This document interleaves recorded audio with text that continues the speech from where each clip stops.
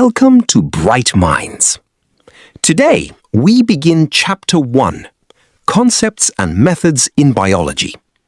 In this lesson, we will learn about analyzing sampling methods and discover how scientists study very large populations without examining every single organism. Let's begin. Imagine standing in a very large maize field. Thousands of plants are growing around you. If you wanted to know how many weeds were growing in the entire field, would you count every single weed? Or is there a faster and more efficient way? This is the learning question we shall answer today.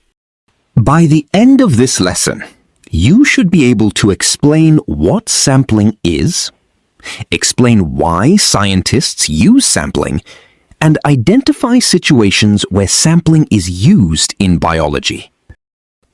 Here, a biology teacher is guiding learners during fieldwork. The students are using a quadrat to study weeds growing in a maize field. Instead of examining the whole field, they investigate a small selected area. This square frame is called a quadrat. Scientists place it on the ground to mark a small area for study. They count the organisms found inside the quadrat and use those observations to estimate the entire population.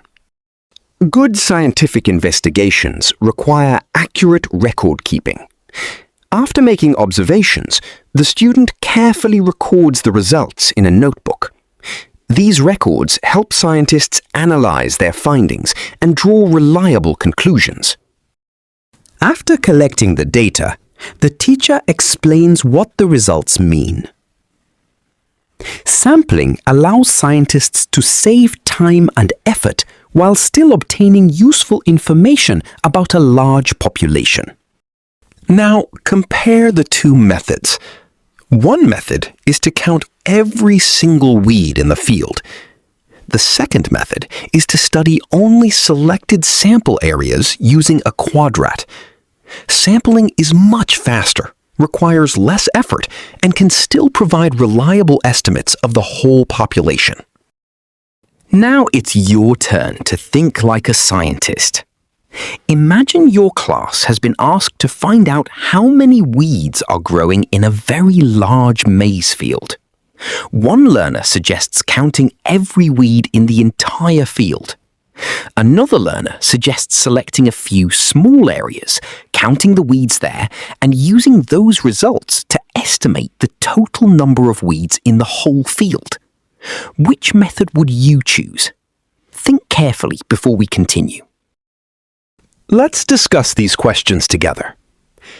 Which method would take less time?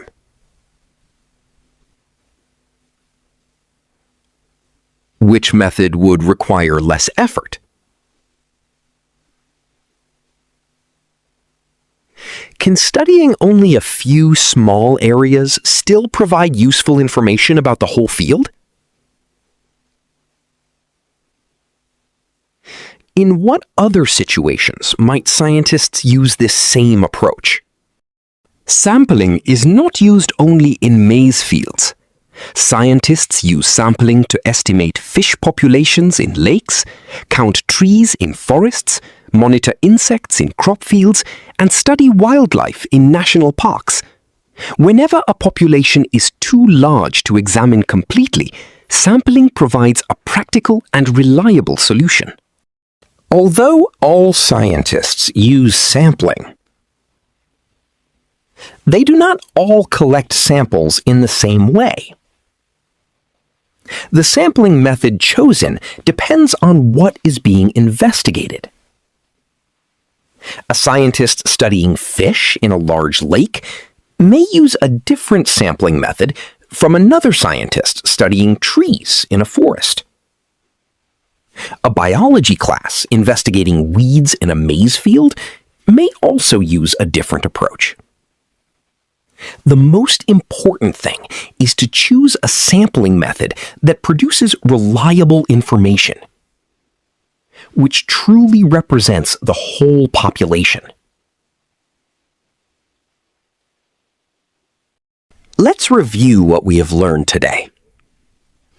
Sampling is the process of studying a small, representative part of a population. Scientists use sampling because it saves time, reduces effort, and still provides reliable information. We also learned that sampling is widely used in biological investigations involving large populations. Before you continue, test your understanding. Why is sampling more efficient than counting every organism? What piece of equipment did the students use during today's investigation? Can you name another situation where sampling could be useful? If you answered these questions confidently, then you have understood today's lesson very well. Excellent work! Today we learned that scientists do not always need to study every organism in a population. Instead, they study carefully selected samples that represent the whole population. We also learned that sampling saves time, reduces effort, and still provides reliable scientific information. But remember, not every sample is a good sample. Scientists must choose the correct sampling method so that the sample truly represents the population being studied. In our next lesson, we shall explore the different methods of sampling used in biology. You will learn about random sampling, systematic sampling, and opportunistic sampling, and discover when each method should be used. Thank you for learning with bright minds. Keep asking questions, keep investigating, and keep building bright minds.